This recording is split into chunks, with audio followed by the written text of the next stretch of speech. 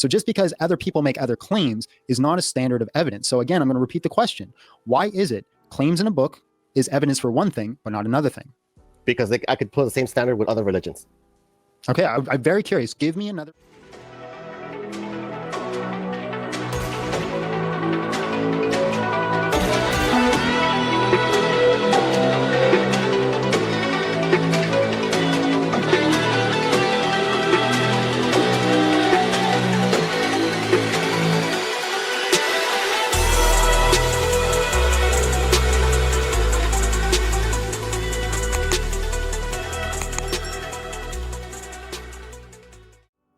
Welcome back to the channel. I am the Lord Scrub, and brilliant interaction between Big John Steele.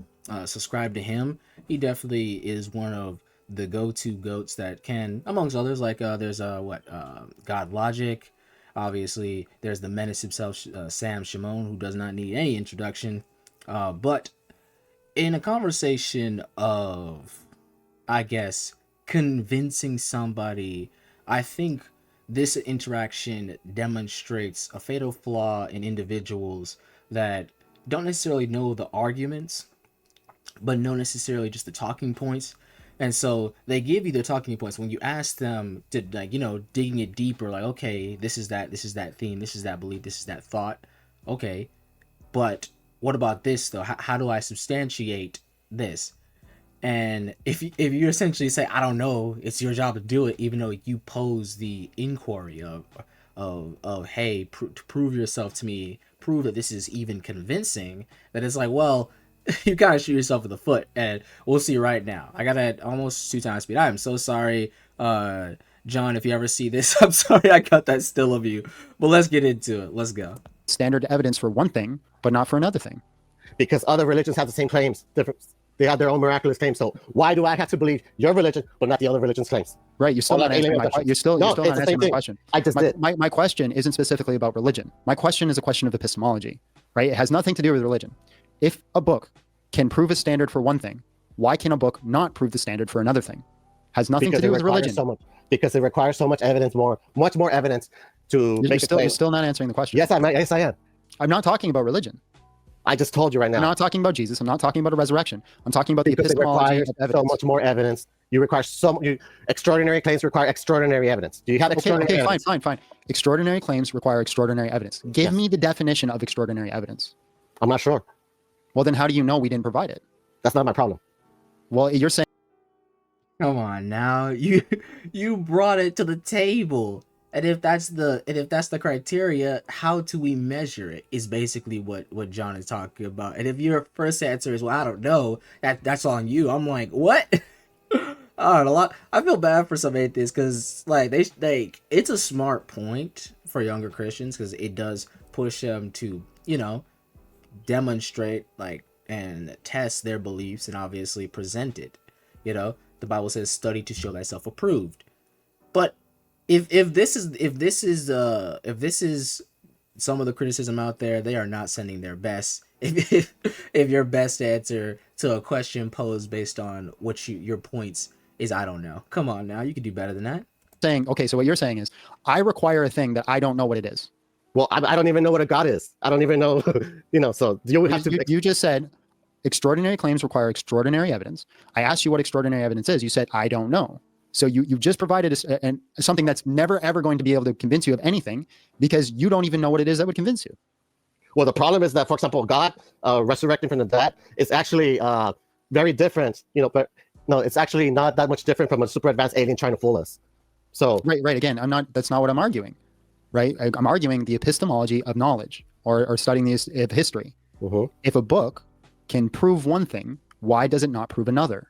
Because, like I said, other books have the same claims. You would have to have you have to believe those talking points. But again, the question still remains: how do we judge which books are truth or what's truth about a book from what is false about said claims in the book? You're just dodging, and it is unfortunate that a lot of people do this on both sides, right? It's fine to say I don't know, or it's fine to say I haven't thought it through that much. But pride, man, like pride. Like, those claims as well. Okay, so fine. All other religions have different claims, right? Different, like Muhammad says that the moon split in half.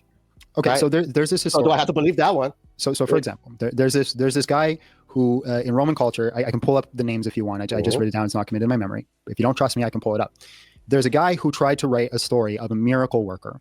He wrote it, and he's trying to convey this message that this miracle worker actually exists. He actually did these things, but it was myth, right? All of history agrees when they're looking at this guy's specific writing that the person that he wrote it, even though he's trying to convey him as a real person in history, was not actually a real person. So we can see a book can try to convey a real person, but we can conclude that's not a real person, or a book can try to convey a real person and we can conclude it is a real person. So just because other people make other claims is not a standard of evidence. So again, I'm going to repeat the question. Why is it claims in a book is evidence for one thing, but not another thing? Because I could put the same standard with other religions. Okay, I'm very curious. Give me another religion that meets the same criteria that Christianity does. Okay. Well, like I said, Islam says that the moon split in half. Okay, so Muhammad. oh man, I think we'll stop there because this is a small interaction of a greater conversation. I implore you. The title is "Atheist Goes Berserk Over Proof, but Can't Define Proof." Big John Steele, shout out to him. Definitely watch the full video to get the full interaction. But again, just like, it's okay. And if anything, that leads me to the verse I have for today. And it's 1 Corinthians chapter 8, verse 2. And if anyone thinks that he knows anything, he knows nothing yet as he ought to know. I think it's fair in the conversation of philosophies and the religions to pose these inquiries, but you actually have to sit at the table and dig into the meal. You know, you actually have to actually start to cut into that steak that you put in there. Okay, what about other religions? Well, let us look at their like the conversation with like one word that was coined in there was epistemology. I would like to have a conversation of preservation. I would like to have a conversation of say for example history, right? Because all these then the term Abrahamic religion starts to pop up, right? Like, oh, so there's a chain, there is a root, there's a chain that's leading back to a source, and if that is that source, then certainly we should be able to critique and validate later sources based on that original thought and idea. And if we were to have that conversation about other religions claim this, okay, what are their religions based in? And then obviously this still doesn't answer necessarily the question or even begins to unpackage, the extraordinary evidence, extraordinary claims require extraordinary evidence question posed about, hey, if like what claim or what evidence would be sufficient, be sufficient for this claim, and how do we even measure what is insufficient or sufficient? And obviously, I think a verse like this, knowing this on hand, would have helped that brother, and certainly would have helped like that brother, as in that brother in humanity, that unbeliever, and younger Christians as well, because we got to be careful. Like, I'm sure we can grasp the points of talking points thrown around in the discourse of ideas, the public discourse, but I think we should let it marinate in us a little bit before we actually like go to battle, if you will, for what idea we think is the most reasonable or not. Let me know what you guys think in the comments. That's all I have for you guys today. I just found that clip very interesting. Like, really, you think that you think that essentially, oh, you need to prove something to me, but you can't tell me how I can prove it to you? Get out of here. This is crazy. But I don't know. Do you guys think that the atheist was cooking, or do you think somebody from the home team Christianity was actually moving the conversation forward? Like, comment, and subscribe, and see you guys in the next one.